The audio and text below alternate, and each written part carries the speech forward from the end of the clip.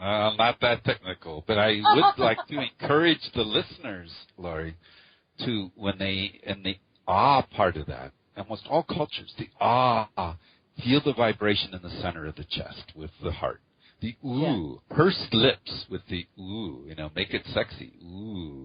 Feel it in the pelvis, in the sex. I feel it. Just now I felt it.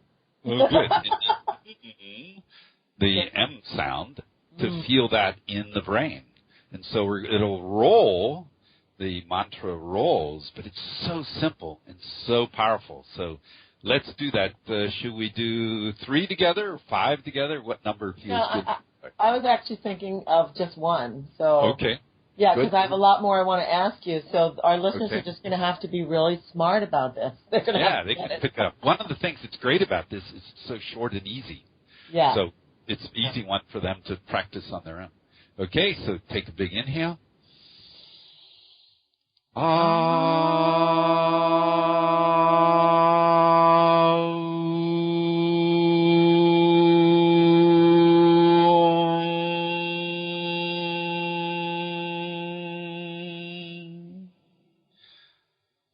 Be aware now of what's occurring in the heart, in the sex,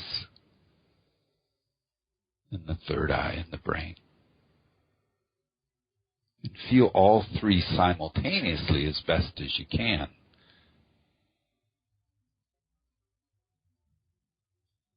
Take a big inhale. And then exhale, gently opening your eyes or releasing it.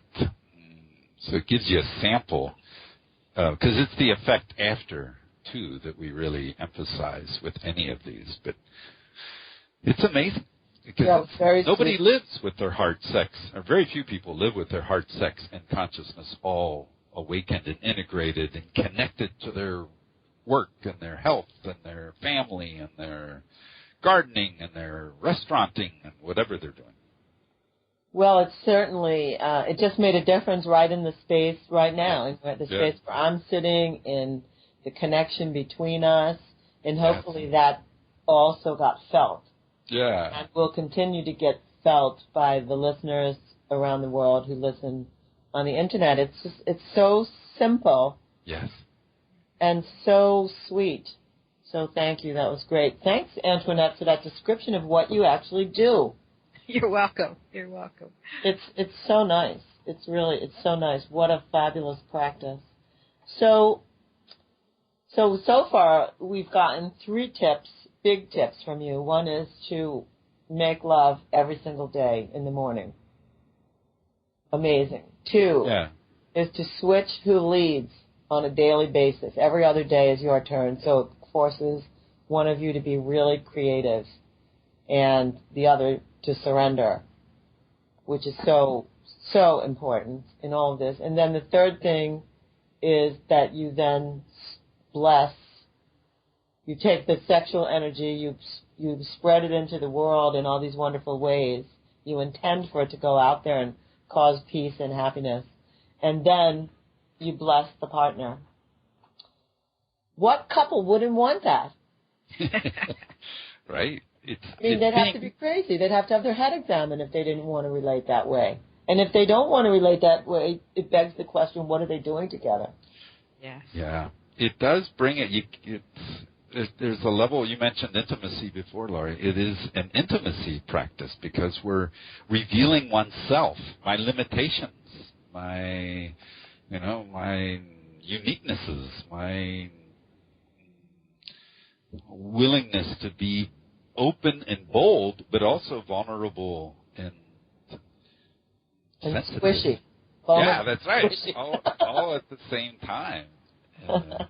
So it is. And I think every person, my encouragement to listeners would be design your own. If it means 3 times a day, well then, 3 times a week, then do those 3. Take something to make it so that it's not always waiting for the perfect time or waiting for this. Some people say, well, what about spontaneity? Oh, we call spontaneous or deep focus times that pop up other times of a day or a time, especially if have some little free time or vacation time or those type times. But other times, too, is just say, hey, I'm ready for a deep dive. I mean, again, it's this, why would I avoid that which is so beautiful, pleasurable, sacred, connecting? Why would I avoid it? So we have those times, too. But each person be creative in their own style would be my suggestion.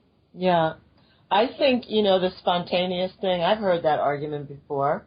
I've heard that from a partner or two. Yeah, that's right. And I think it's baloney, basically. I think, I don't know where people got that. That's another one of those fictitious things that I think, that's right. In the movies or on, from rock and roll. Like, it's got to be spontaneous or else it isn't the real thing. Right. Sex is part of life. It's an integral part of life. And to not have it in there, to just leave it to chance, like as if you would leave your finances to chance. Right. It's ridiculous. I love that the two of you have been together for 42 years and you're like this with each other. Yeah. I keep saying that because to me it's mind-blowing. I mean, there are people who've been together for years and years. I mean, my parents were together for 50-some-odd years. Wow. Before my mother's death. But I know they didn't do this. I just know. My father's tantric now. Hey. I made him go through my classes. He found himself single in his 70s. And there were plenty of women around, but it was like, what? He didn't know anything. He didn't even know to buy prophylactics. Right. Yeah. The health benefits of this have been really astounding for us as well. And the vitality has been really strong. People say, well, what if you have a headache? Or what if you don't feel well? And number one, that doesn't happen to us in these 12 years. I don't think it's just by accident or by coincidence that I think there's a direct correlation with this much energy, consciousness, and love, pleasure, orgasming running through one's body, every cell, every system.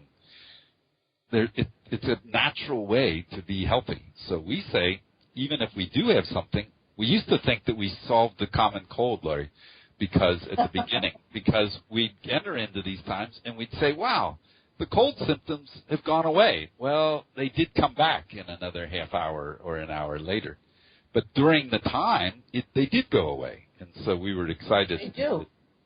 Yeah. They do. I've noticed that. I think it has to do with T cells, though, by the way. How does that work? I once had a live blood test, and the man looked at me and said, I think you're in love. I think you must be recently in love. And I said, why do you say that? And he said, because when you're in love, you have a higher production of T cells. Yeah.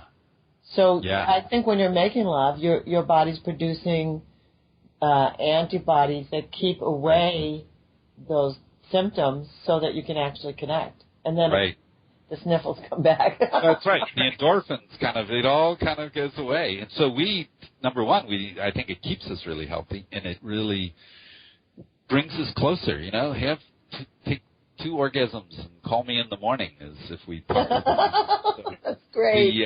But that has been and being in our, we've crossed the 60s threshold in our lives, and to be in the bodies of 30 or 40-year-olds, 30 years younger, I don't think it's a coincidence. I think it's this vitality of life.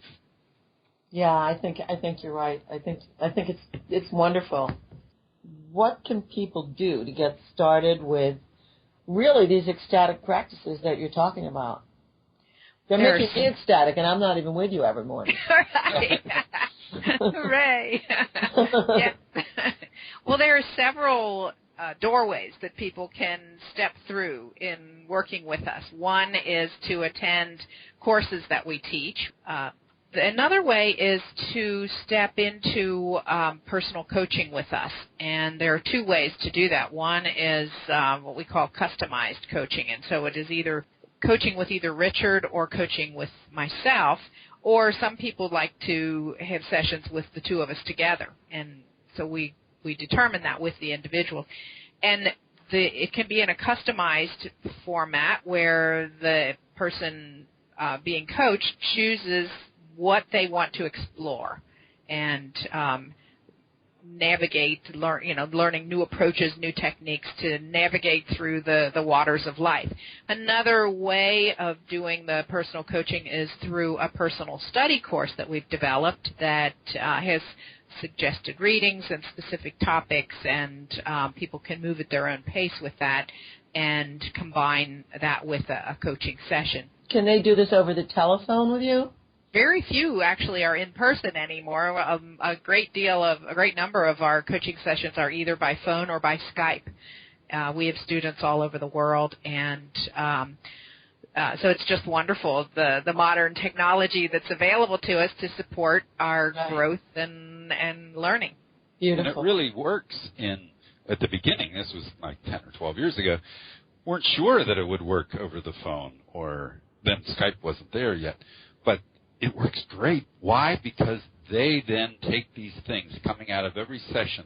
We really work with them, brainstorm, create with them some experiments, things they're going to explore, experiment in their lives for their own sexual life, their own spiritual life, their relational life, life purpose. Many of the sessions are around I really want to make my life meaningful and filled with joy, excitement, and love.